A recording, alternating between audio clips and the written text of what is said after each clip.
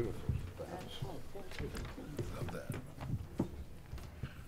How you doing? I'm fine. Yeah.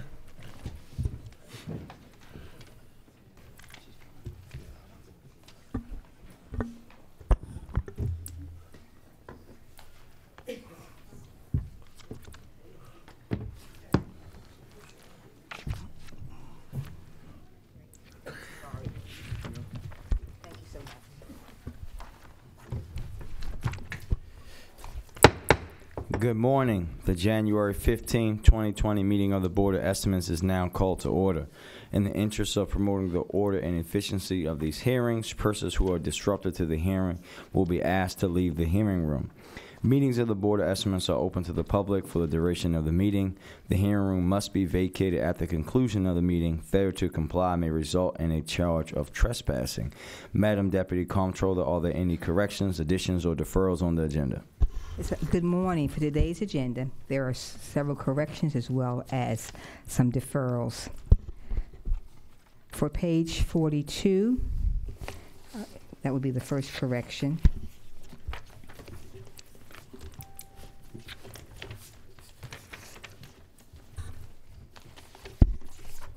For House of Roof, for the dollar amount, it currently reads $103,806, comma, 00. Please delete that comma and replace it with a period, and that number will now read $103,806. For page 52 to 53,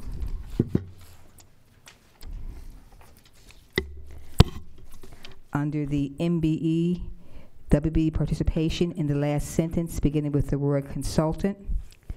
At the end of that first line, it currently reads achieved 83%. Please delete that and make that 8%. On the next line, it reads of the MBE goal, please delete MBE and replace it with WBE. That sentence will now read, the consultant has achieved 17% of the MBE goal and achieved 8% of the WBE goal, period.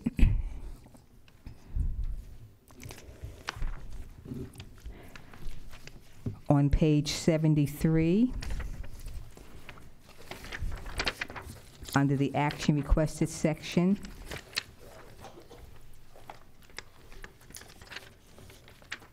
on the second line, beginning with the Hazen and Sawyer PC, after the word project, it has 184. Please delete that and make that 1804. So that will now read under project 1804.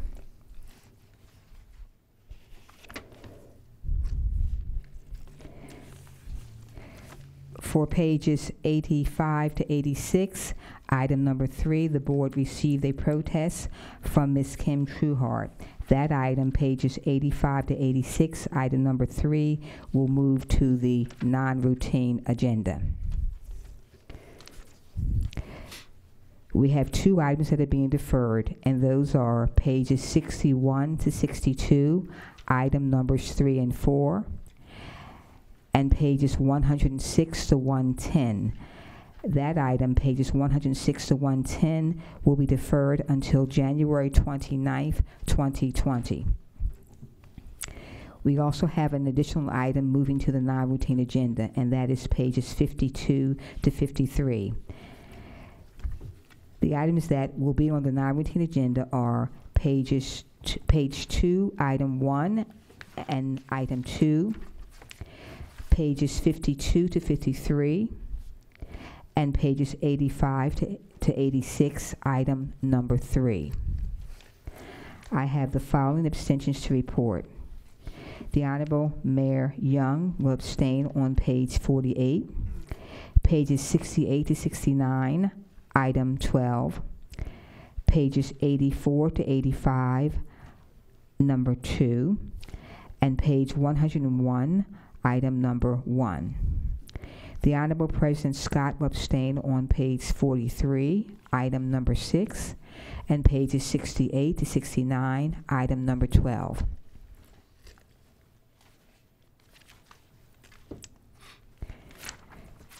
There are no abstentions for the Honorable Joan Pratt, as that one item has been deferred, which is 61 to 62, numbers 3 and 4. Mr. President and members of the board, those are the corrections to the agenda, the deferrals, as well as the additional items that have been added to the non-routine agenda. Again, the non-routine agenda includes page 2, item 1, page 2, item 2, pages 52 to 53, and pages 85 to 86, item number 3. Thank you. Thank you. I would direct the board members' attention to the memorandum from my office dated January 13, 2020, identifying matters to be considered as routine agenda items together with any corrections and additions that have been noted by the Deputy Comptroller. I will entertain a motion to approve all of the items contained on the routine agenda. I move approval, Mr. President. Second. All those in favor say aye. Aye. Aye. All opposed say nay. The motion carried. The routine agenda items have been adopted. The first and second items on the non-routine agenda will be called together. They can be found on page 2, Department of Audits, Audit Reports, Department of General Services, Biannual Financial Audit, and Performance Audit fiscal years ended June 30th, 2018 and 17. Will the parties please come forward?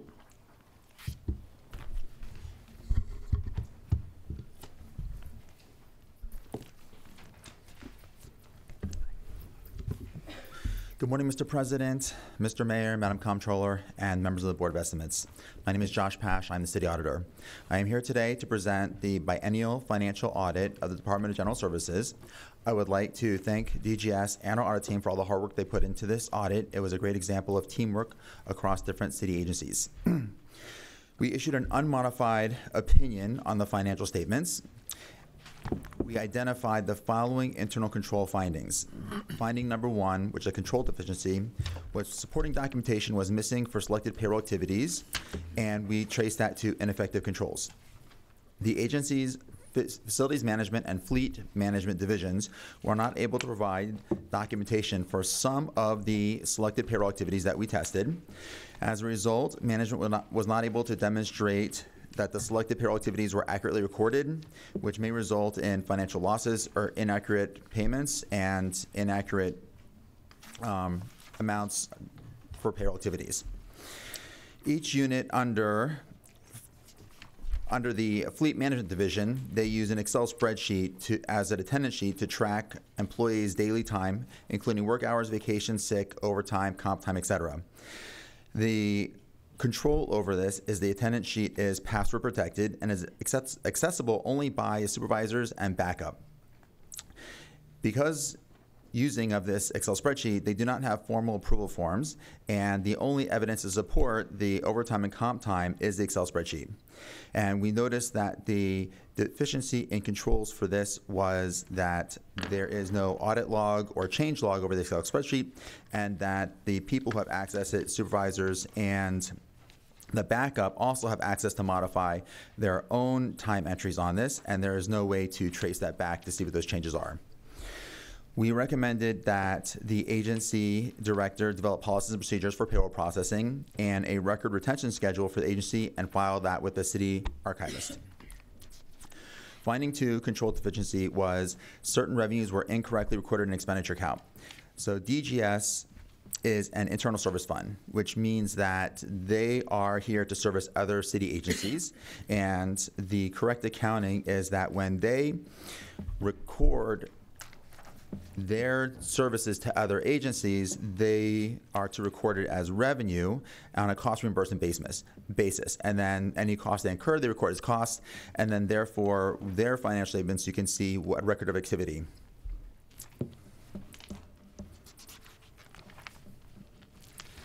Certain agency funds that have been designated as internal service fund customers for the agency correctly bills and records those revenues for services provided by those agencies. And you can see the revenues coming in and the expenses going out for those. For agencies or funds that are not designated internal service funds customers, they are budgeted through the general fund, and instead of recording the revenues for activities which they do, the agency transfers the related costs to the general ledger account and credits the agency expenditures, reducing the cost reported to the agency. In effect, what they do is they take the costs incurred by DGS and they transfer that to a cost incurred by the general fund, which on a CAFRA level and a citywide level doesn't have an impact. However, if you want to see what DGS is doing, then it looks like they're doing a lot less work than they really are. We recommend that the agency director develop and implement formal, written, approved, and dated policy to guide the agency on how internal service fund revenue should be recorded. We also reviewed prior findings. We reviewed 4 in total. 1 was implemented. 1 was implemented, but it was implemented after our scoping period, and therefore we didn't test it. And 2 were not implemented.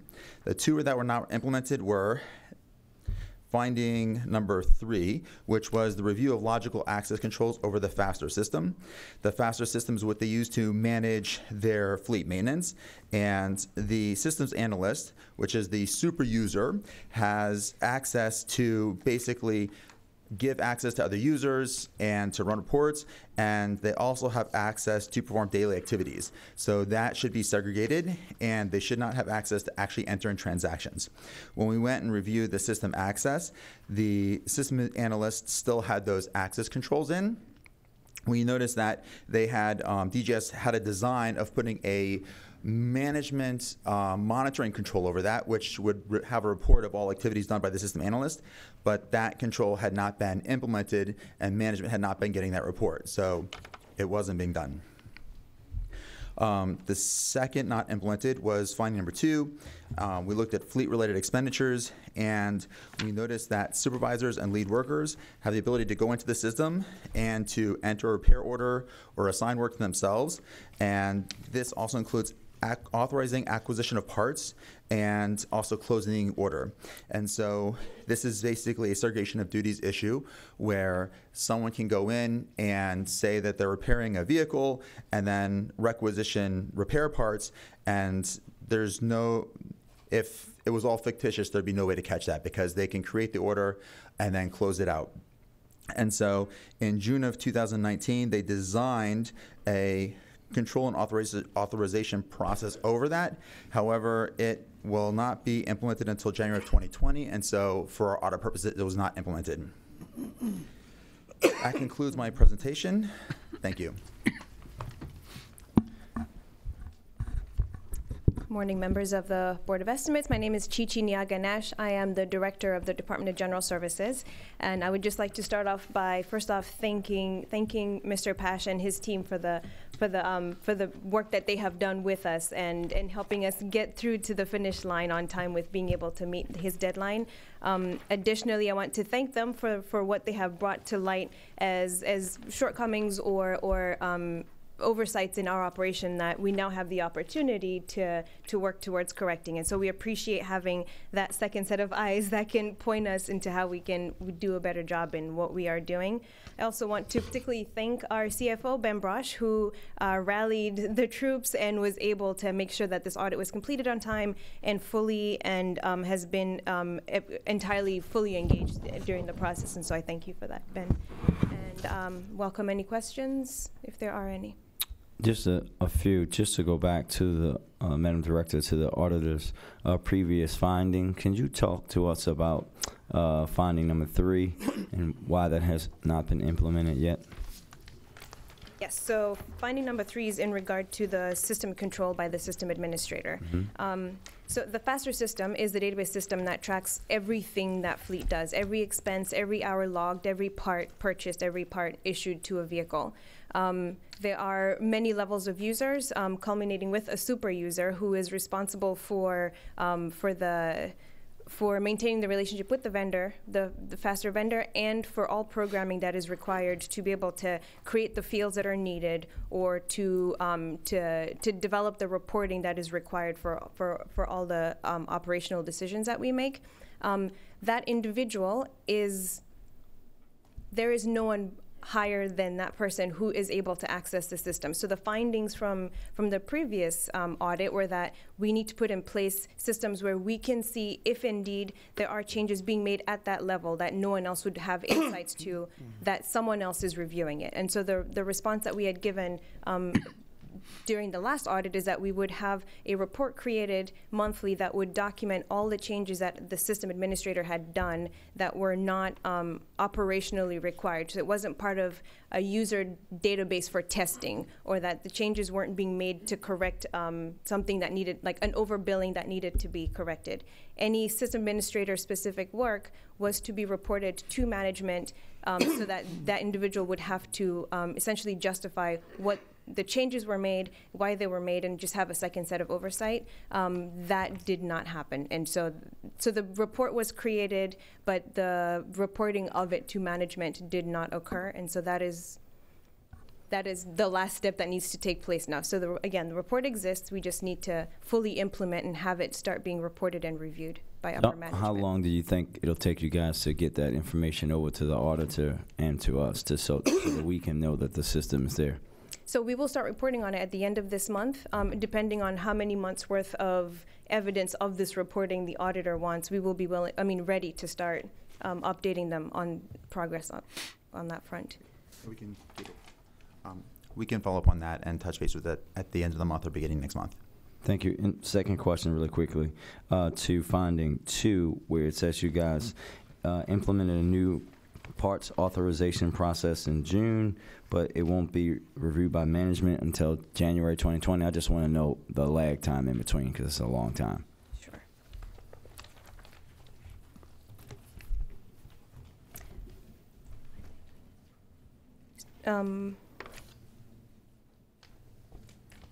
So I'm not entirely sure on the not being able to review it by 2020. So as part of the findings about the lack of segregation of duties, it was discovered that yes, indeed, an individual would be able to create a work order, assign their hours to it, issue parts to it, and close it out, meaning that no one else would have had the chance to see the full scope of that work. There are now controls in place that make it less likely that would happen without the system administrator being flagged, that every step of those, that every one of those steps has been performed by one individual. The change that happened with the parts is a new form was created last summer that now requires multiple levels of authorization. So between the request from the technician, the supervisor has to approve the parts that are being requested before it goes to the parts room for issuing. And then on top of that, not only does it have to identify which parts are being requested, it has to be tied to a repair order. So for instance, if the work order just says you're replacing tires, there shouldn't be a request for anything but the tires and the associated components. And so because it was only just implemented in June, we don't have enough of a period of time where we can go back to records and see if that is indeed making a difference in our ability to monitor how those parts are being issued, and to make sure that everyone involved in every step of it is following the new protocols. Thank you. Questions? Next one. You don't know that one? Yep. We'll do both of them at the same time.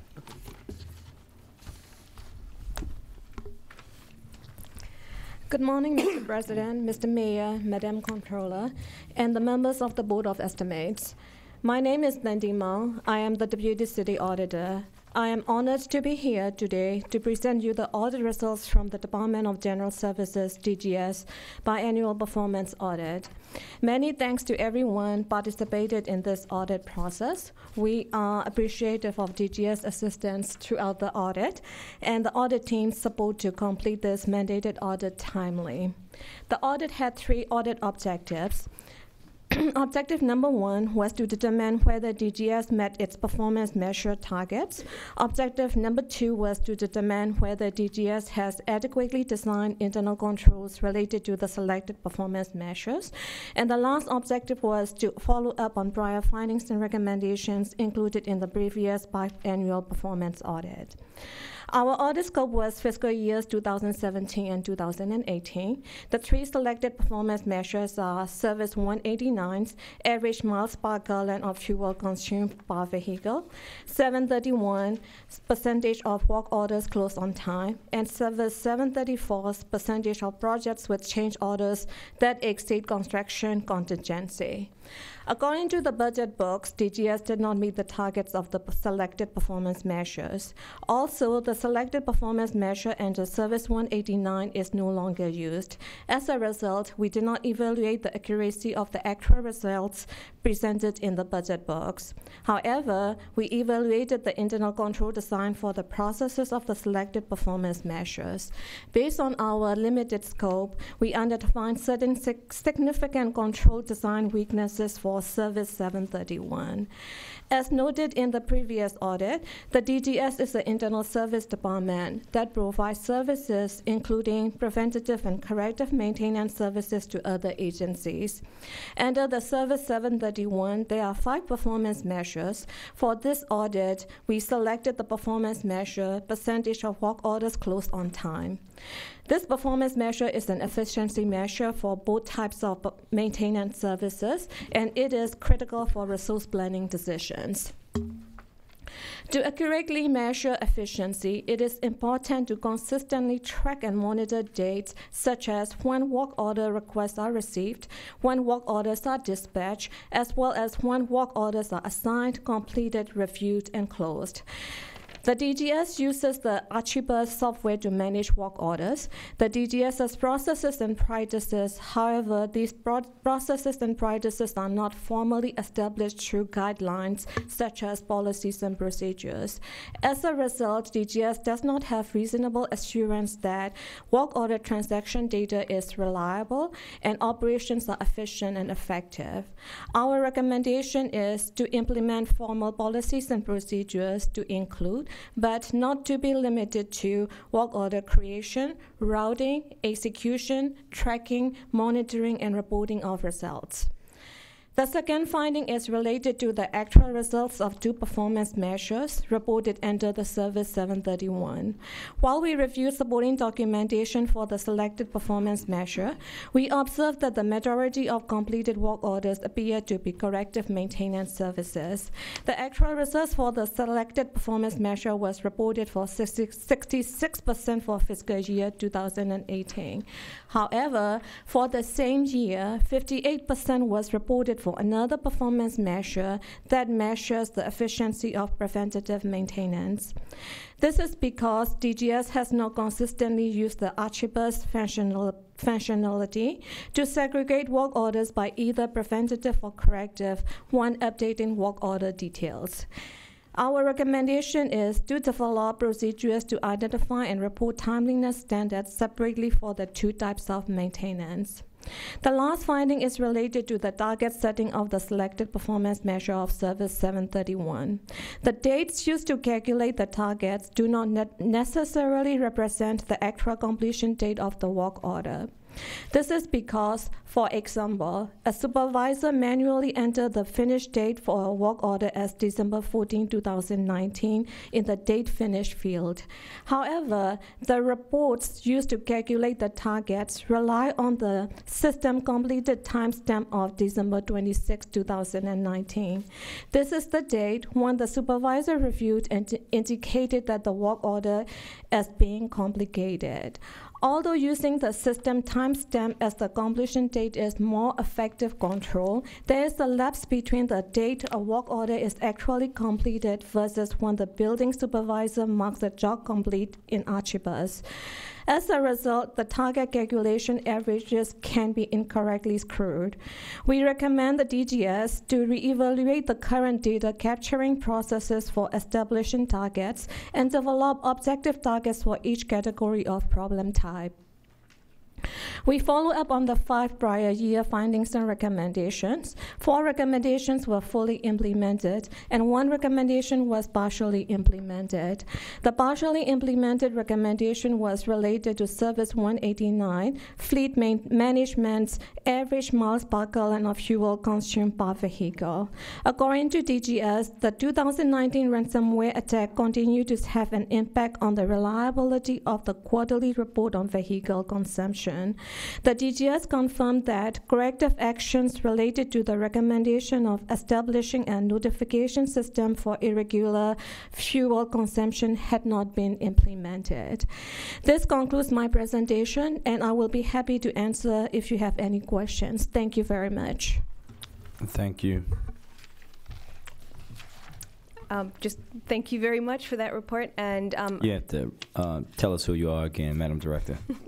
I am Chichi Nyaga Nash, the Director of General Services. And thank you very much for your findings in that report. And I just repeat what I said after the first reporting of the first audit, which is we thank you very much for the opportunity to have pointed out where it is that we can make improvements in our operation. And some of your findings, we had already begun working on creating the procedures to better guide us in the capturing of the data that is missing. So we appreciate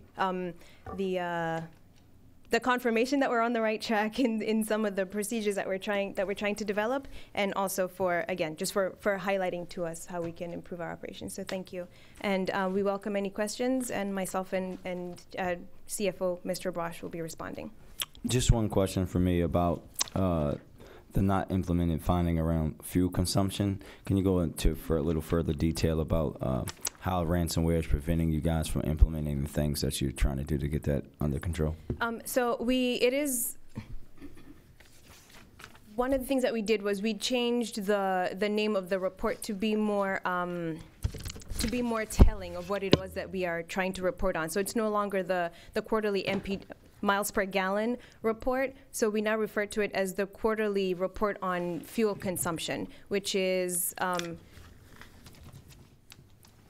measure that is more informative to us on what it is that we need to be tracking, whether there are vehicles that are exceeding what we would expect them to be consuming, not necessarily as a function of miles driven, but just of historical use of consumption of fuel or consumption of fuel relative to similar vehicles in their class or similar use by their agencies. So it's a more informative way for us to track the consumption of fuel. We had in the past created that report and made it available via SharePoint and through Faster for our customers to be able to access it for their own operational decision making, to be able to see if there is errant consumption within their agencies. And we have always stated that we are available to confer, to advise, to be able to give our professional feedback on where we believe that we're seeing questionable consumption of fuel. So that was out there. Those reports were created. However, with the ransomware attack, we were forced to fast track the upgrading of the Faster system to a web version. We were previously using a Windows version. And so some of the servers that did not come up in time for us to do the Faster implementation were the reporting servers. And so that's where those reports resided, and we have, to this point, not fully recovered our ability to do the reporting in addition to some other functionality. But we had, again, changing the criteria that were pulled for the reporting and making those reports available to the agencies were implemented. Thank you. Thank you. Thank you so much. The reports have been noted. Thank you. Thank you. The third item on the non-routine agenda can be found on pages 52 to 53. Department of Transportation Amendment Number 3 to Agreement. Will the parties please come forward?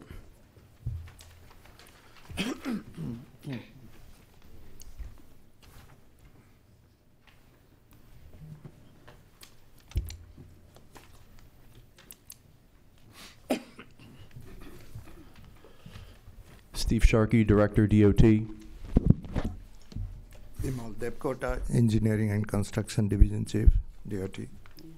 Letitia Crippen, Deputy of Administration.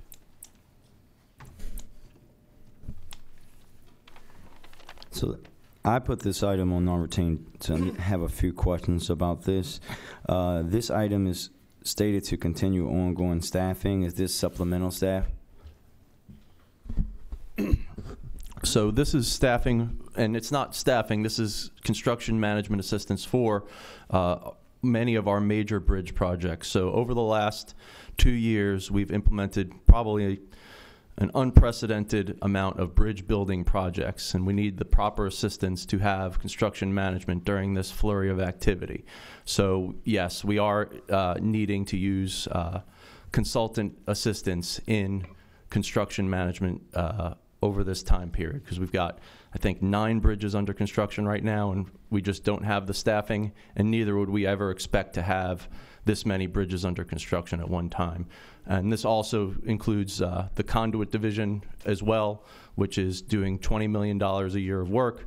We also need to have proper oversight of that, which we are trying to also build up the staff. So in terms of staffing, we're never going to completely get away from this type of consultant work, but I do want to take as much of this work and bring it in-house. But again, for these type of work, we're never going to get out of this. There's nobody in the world who doesn't, or no big player that uses federal money that doesn't use consultants for this type of work. It's really more, my focus is going to be more on the people that are here and they work for us for a long time and they're here for more than a year. If they're here and they're or more than one job, I'd like to bring them in-house. So we definitely have 2 engineer positions right now that are being advertised, plus 3 more. So I'd say overall, we have a lot of work that needs construction management. We're using consultants over time, but I do see some places where over time, as we build up, we can use less consultants, but we're never going to get away from it completely, and I don't want to let anybody think that that's the case. To that point, Director, how many project managers do you have in DOT? I have 8 project managers. Conduits have. Yeah, come to the into the mic. Come on. State your name. Station. I have 8. Conduit has 3 construction project managers. And how many would you say the department actually needs? So we don't, it depends on the type of job and the time frame. So it's not, for particular types of jobs, you need particular types of skills. And as our capital budget waxes and wanes, you'll need more people. So, at a particular time, we'll probably need maybe 3 or 4 more just as a baseline, but as particular jobs and particular types of jobs come up, you're going to want to have different types of people or people with different skill sets. Would that be accurate? You say? That's yeah. correct. Just in a follow-up to your comment earlier, you were talking about trying to bring more work in-house and to have it not to use consultants less. Do you guys have a plan about how you're going to do that? Is there a plan in place or one that you guys are going to present to us? We don't have a formalized plan yet. Whenever I'm looking for anybody, what I've done is I've asked to see a list of people that have been here for a long time and then see what we could do to possibly move them into more of a full-time city employment. Thank you for that. But I think for it to happen in the most effective way, we have to plan it out, right? My dad would always say, if you don't have a plan, you don't know where you're going. So if we want to get to a point, you have to have an official plan of how we're going to bring these people in, so that we're not consistently consulting out all of these projects when we can do as much as we can in-house, knowing that in some instances you're going to have to seek outside help. Also, last question for me. It seems that the consultant has been doing this work since 2015 and has not yet fully achieved the MBE or WBE goals. Is that true? That's, I'm not sure how the calculation was arrived, but actually, State your name Letitia again. Griffin, Deputy of Administration. They've actually achieved 26% of the MBE goal and 11% of the WBE goal. All right. Thank you. You're welcome. Any other questions? Thank you. I will entertain a motion. Move approval of the item moved to the non-routine agenda, Mr. President. Second. All those in favor say aye. Aye. All opposed say nay. The motion carries. Item is approved. The fourth item on the non-routine agenda can be found on pages 85 through 86. Item 3, informal awards, renewal, increases to contracts and extensions. Contract B50004606, janitorial services for Service Area D. We have received a protest on this item. Will the parties please come forward?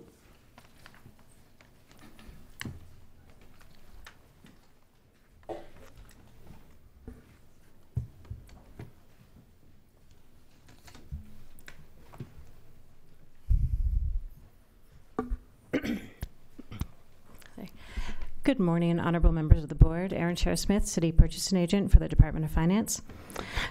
We are requesting a renewal of the contract reference B50004606 for janitorial services for Area D. That contract is currently with no opportunity wasted, and we're requesting the sole renewal on that contract. So I would like to point out that Ms. Trueheart's protest does have several inaccuracies. The first is that this action is a renewal. No opportunity wasted submitted a competitive bid in response to the solicitation, was determined to be the lowest responsive and responsible bidder. In 2016, was awarded the contract for 3 years with one renewal option. If we do not renew this contract, the buildings will go uncleaned and the employees of No Opportunity Wasted will be unemployed immediately. Another inaccuracy in the protest is the action fails to allow Ms. Trueheart's group to submit a bid, but that is also not true. Ms. Trueheart had every opportunity to submit a competitive bid on this solicitation for Area D and also all the other areas. We have split up the janitorial contracts into several smaller contracts in order to maximize participation. Historically, we had 4 areas, Area A, B, C, and D. Currently, the only one that is still alive is Area D. We issued additional solicitations for Area A, B, and C, and we revised it to Areas 1 through 6 so that we could get additional vendors on. We restricted those areas to no more than 2 areas per vendor, so we now have 4 additional vendors in those original 3 areas. So we also have a lot of smaller sites under different contractors, so we try not to, when a new smaller site comes on, we try to make sure that they're always kept out of the large, like the downtown core buildings, the areas, so that we have maximized opportunity for all the different vendors who would like to bid. We currently have 11 different janitorial contractors on various contracts. Some smaller companies do have 1 or 2 small contracts, but it's 11 different janitorial contracts. All of them competitively bid, and all of them, Ms. Trueheart did have the opportunity to submit a bid. So additionally, Ms. Trueheart makes the statement that No Opportunity Wasted is non-compliant with MBU, but that is also not true. MBU determined that they were compliant with the goals. And finally, and most pertinent, I'm sure, to Ms. Trueheart and the honorable members of the board, is that Ms. Bryant will tell about how involved No Opportunity Wasted is in the Baltimore City community, with a special focus on those that Ms. Trueheart wants to assist. In fact, I recommend that the renewal of No Opportunity Wasted's contract is the best way for Ms. Trueheart to see her goals realized. And I would like Ms. Bryant to introduce herself. Good morning, board. My name is Sherry Bryant. I'm the CEO of No Opportunity Wasted. Our company. Brian, can you pull the mic up some? Sure. Our company was founded to work with specific underserved populations. I did bring the incorporation documents, and I'll read it very briefly. We have a for-profit and the nonprofit. Our for-profit was registered with the state of Maryland to provide mentoring, education, and training to underserved populations, specifically children, youth, and adults. We have a nonprofit arm that is also incorporated with the state of Maryland, and we provide training, vocational rehabilitation to at-risk youth, people with disabilities, veterans, and returning citizens or ex-offenders.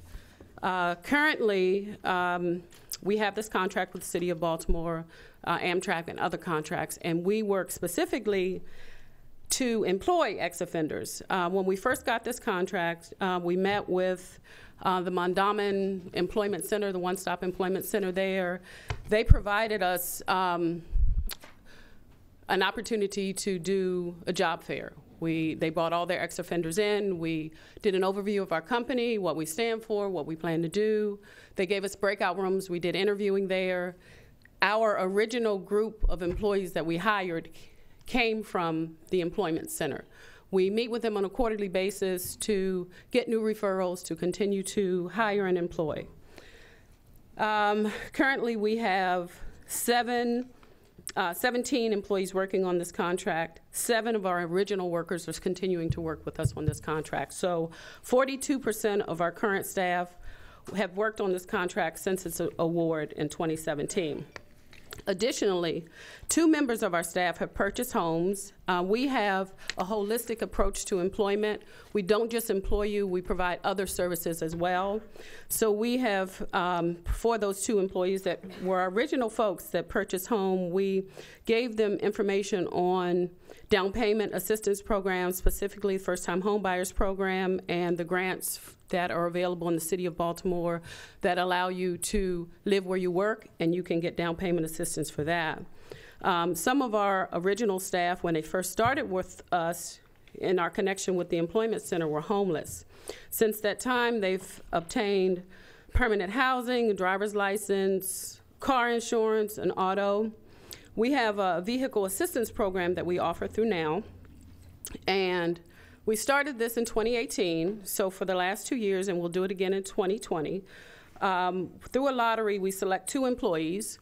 We've done a connection with a Baltimore City resident who buys vehicles. So our employees, 2 each year, are able to purchase a new vehicle, and we pay for the vehicle. We do all our paperwork, and we do employment payroll deduction, so they repay for that vehicle in a 12-month period, the same year that they bought it, so they are able to purchase vehicles. So we'll do our lottery again.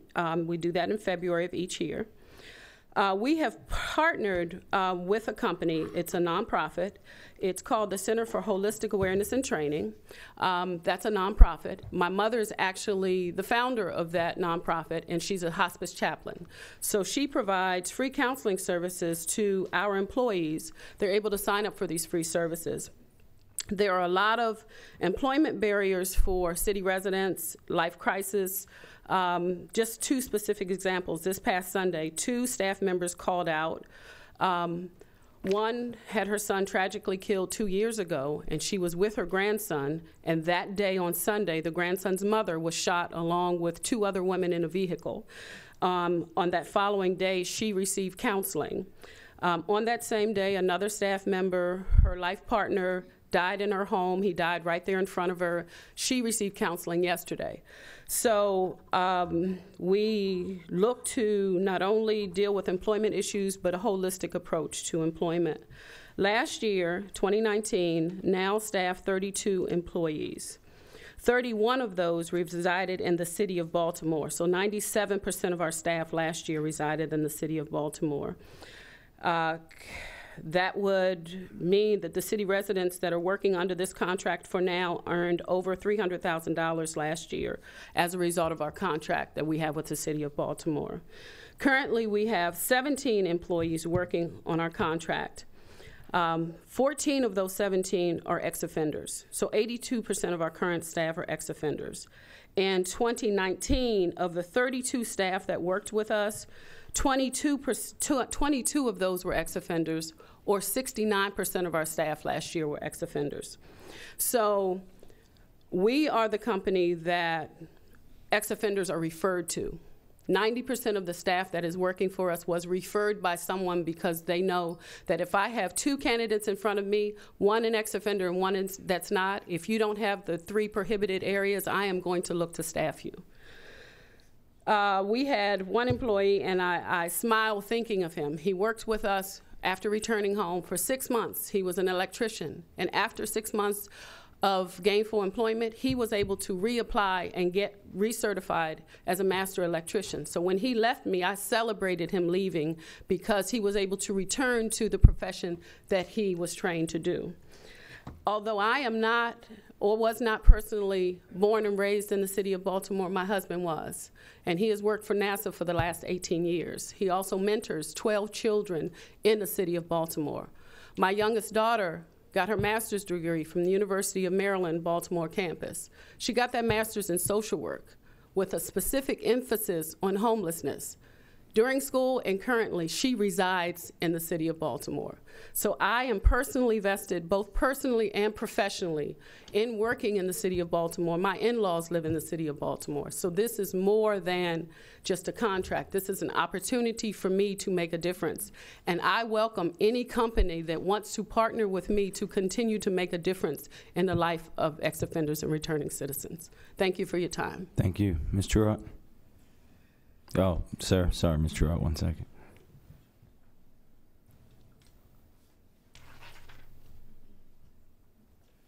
So I'm Terrell Cheston. I'm the Chief of Facilities for DGS. So I just want to add one thing. The programming for the buildings that this contract services are critical programs. Health, community action centers, training centers, all the most critical public-facing programming for the city are housed in these buildings. And we want to make sure that these locations are safe, clean for citizens, employees, that they can visit every day, have productive work environments that's conducive to their work, enjoyment while they're there, because they're there more than their home. So we want to make sure that those facilities are clean, they're safe, and we don't want to disrupt that. And I understand that there's a process, but I think we've made a case. I just want to make sure we keep that in mind, that we want to make sure that this is not disrupted if possible. Thank you. Ms. Truitt? Good morning. My name is Kim Trueheart, and I filed this protest because I really appreciate the level of transparency that comes with these discussions.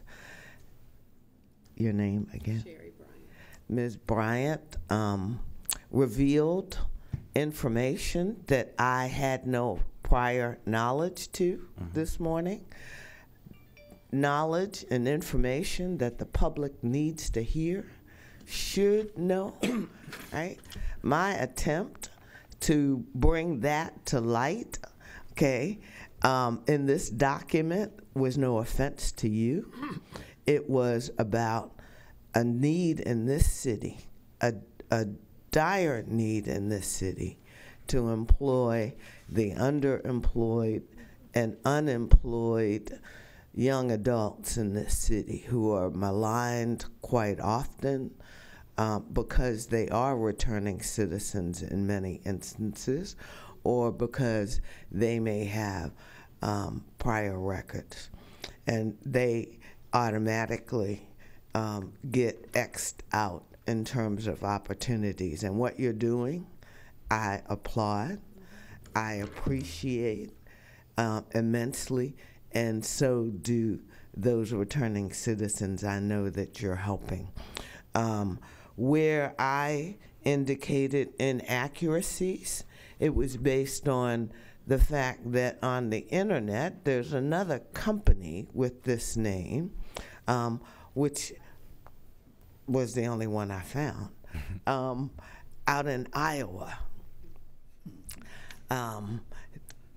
The other item which I appear to be inaccurate on is the minority business goals. And I'd like to see if somebody can explain that as well, because it does appear that the 20% minority goal was not achieved. And I assume you met that. Okay. Ms. Truitt, do you want me? I can have them follow up with you as That soon as the would meeting's be over. excellent. Yes, ma'am. Again, just to restate my purpose here, is that I need to employ the young men and women that I have been engaging with. And I am going to continue to seek every opportunity that I believe is available to employ young people in this city. And again, no harm intended, but I appreciate what just was revealed this morning by you. Thank you, sister. Can I add one comment? Sherry Bryant again, and that is the reason that we have the name No Opportunity Wasted, because we don't want an opportunity to go by where we don't let the information be known. Thank you. Ms. Truitt, thank you for your advocacy. Does that mean you're going to withdraw your protest? Do I need to? Yeah, I'll withdraw. Thank you. Thank you. I will entertain a motion to approve this item. I so move the protest having been withdrawn, Mr. President. Second. All those in favor say aye. Aye. All opposed say nay. The motion carry. As there is no more business before the board, we will recess until bid opening at 12 noon. Thank you.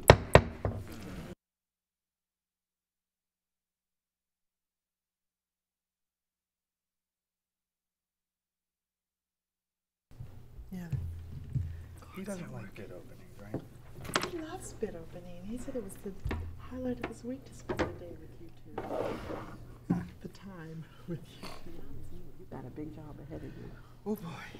I have stopped trying to beg him. I have never begged a man so hard. Ever.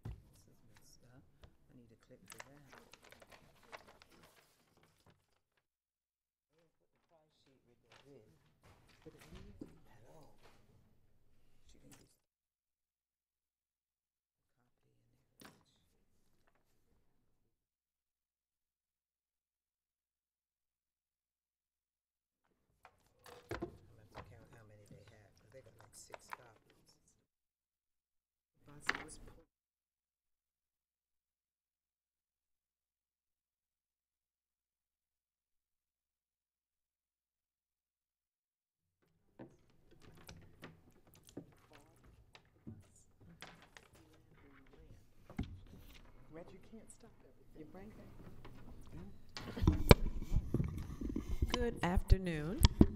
The Board of Estimates is now in session for the receiving and opening of bids. In the interest of promoting the order and efficiency of these proceedings, persons who are disruptive to the meeting will be asked to leave the boardroom. Meetings of the Board of Estimates are open to the public for the duration of the meeting. The boardroom must be vacated at the conclusion of the meeting. Failure to comply may result in a charge of trespassing. No addenda have been received.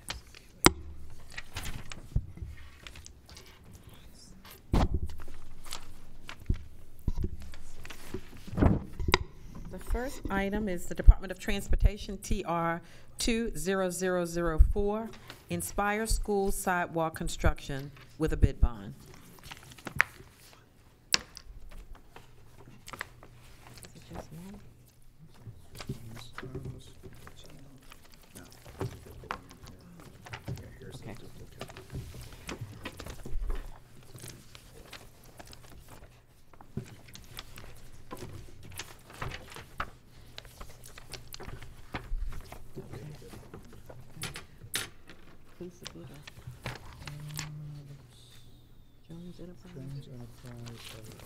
Jones Enterprise 2. Here we go. The bidder is Jones Enterprise 2 LLC with a bid bond.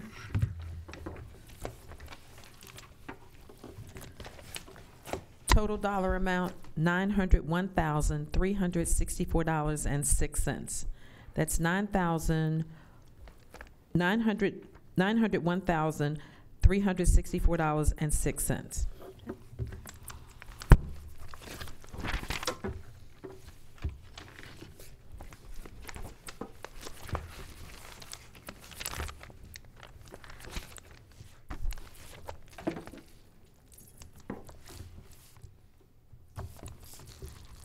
The next bidder is Santos Construction Company, Inc. With a bid bond. With a bid bond. Total dollar amount, $1,190,512.57. $1,190,512.57.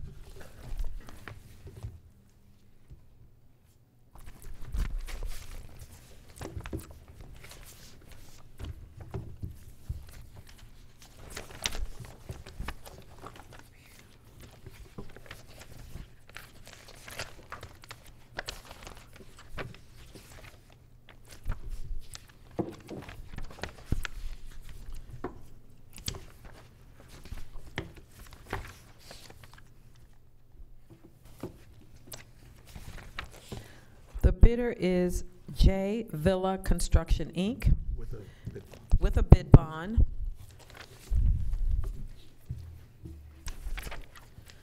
Total dollar amount, $1,121,900. $1,121,900.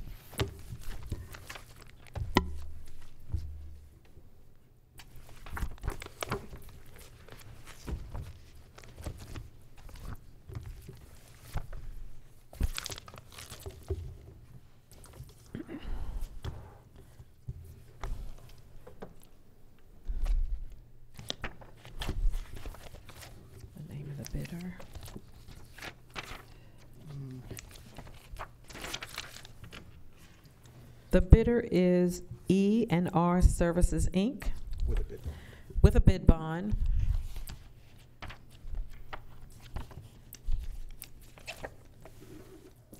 Total dollar amount, $1,235,576. $1,235,576.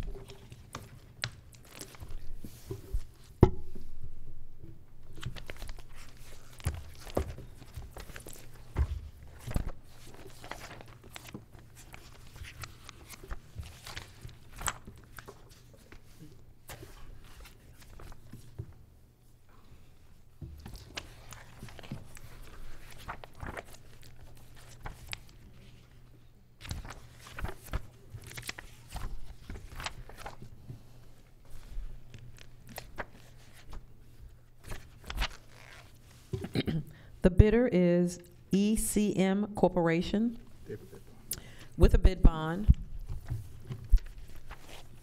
Total dollar amount, $1,280,205. $1,280,205.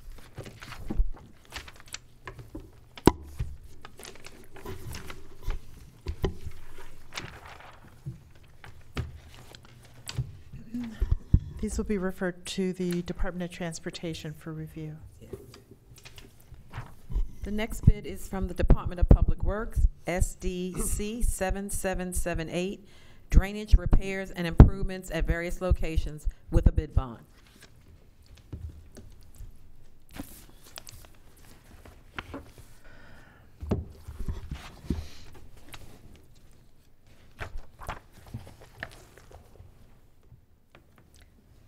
The bidder is R.E. Harrington for R.E. Harrington Plumbing and Heating Company, Inc. With a bid bond. Total dollar amount, $4,499,500. $4,499,500.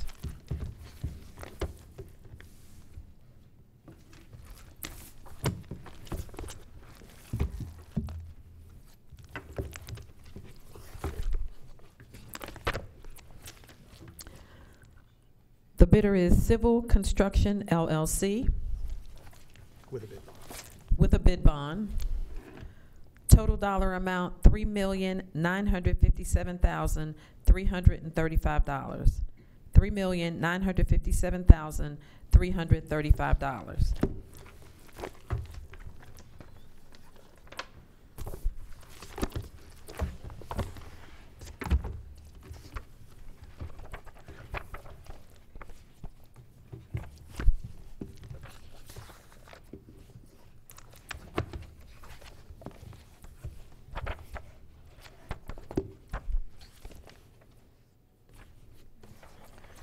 The bidder is Metra Industries with a bid bond.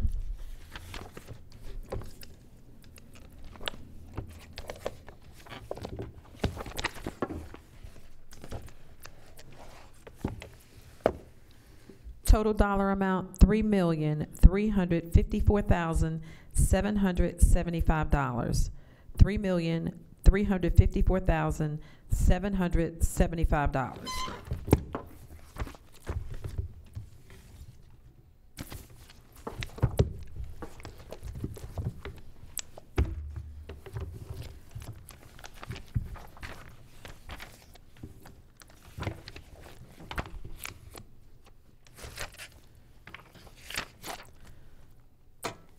bidder is Spinelli Companies.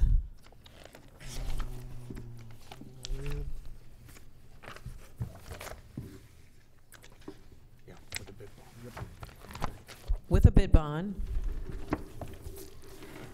$3,663,300. $3,663,300.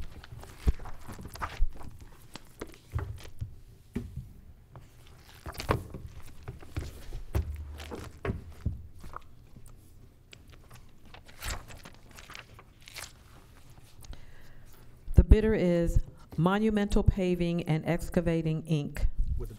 With a bid bond. Total dollar amount, $4,715,976.70. $4,715,976.70. Just a second. These will be referred to Department of Public Works for their review. Give me just a second. I want to make sure my comma is a comma.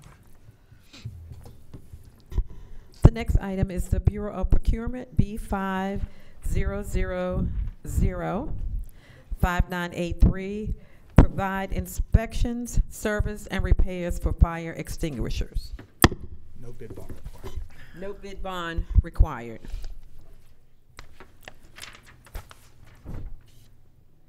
The bidder is Complete Fire Protection, LLC.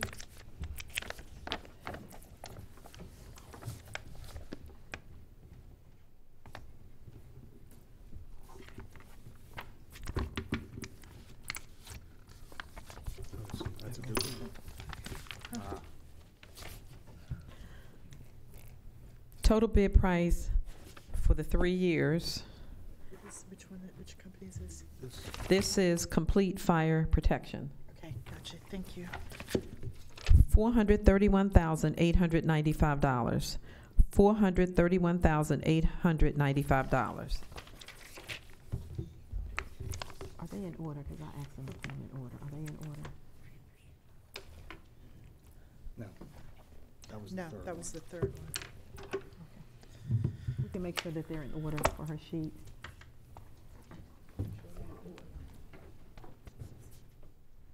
It keeps it simple if they're in order with her sheet.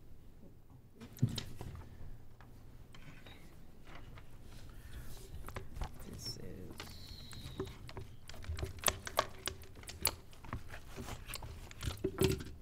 is multi-core. Okay.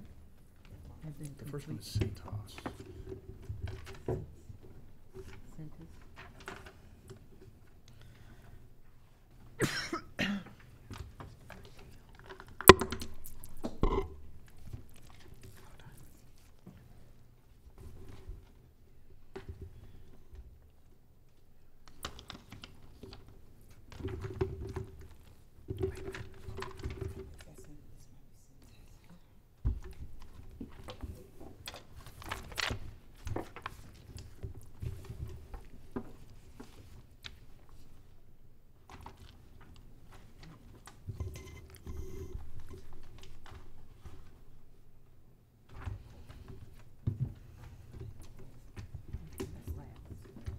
So that is that Santos?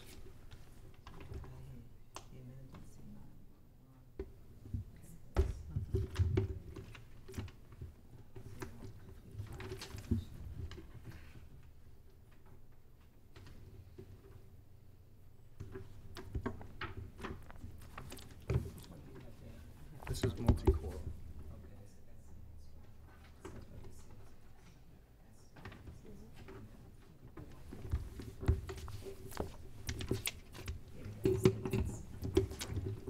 So it goes Santos, multi-core. Yeah.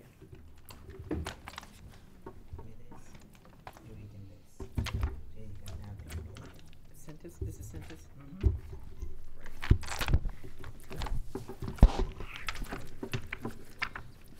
The bidder is, let me see.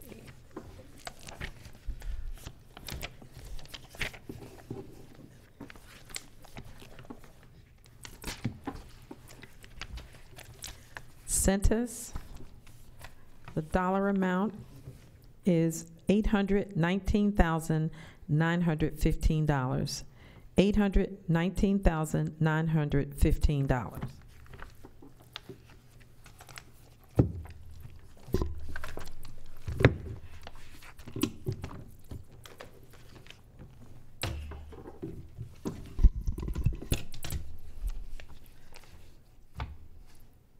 The next bidder is Multicorp.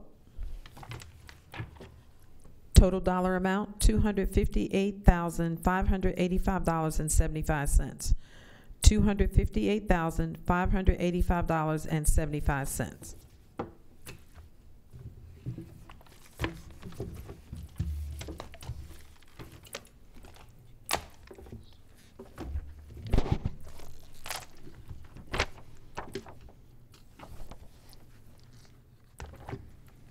The bidder is Emergency 911 Security, Inc. Total dollar amount, $432,796.50. $432,796.50.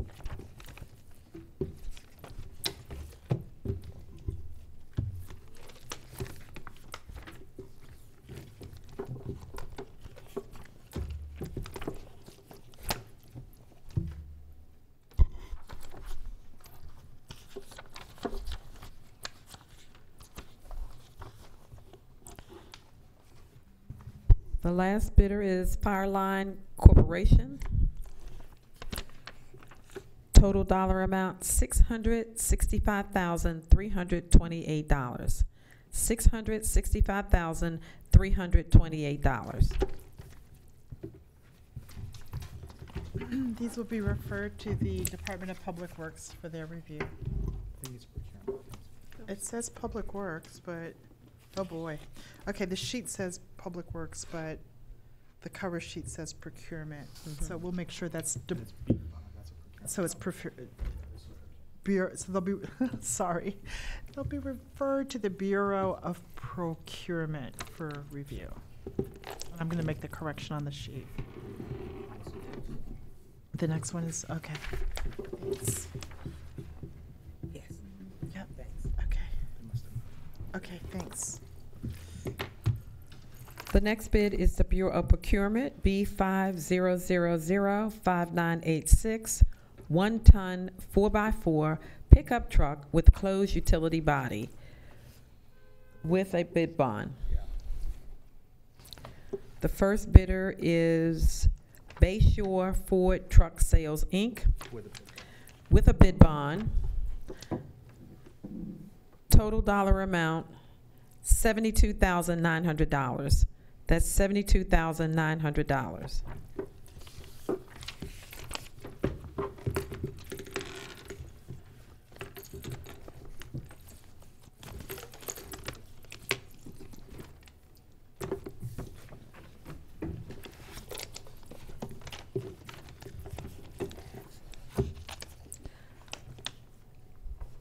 The next bidder is Pacifico Ford, Inc.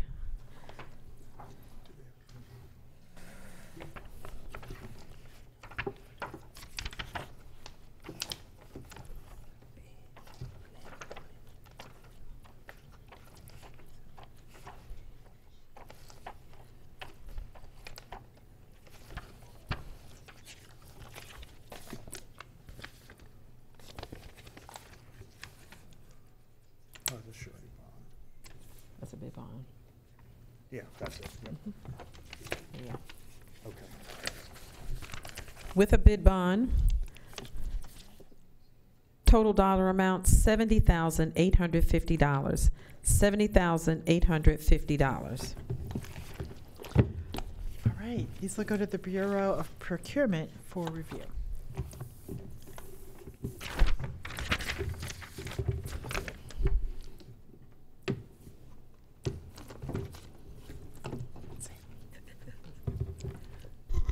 There being no more bids before this board, it is now adjourned.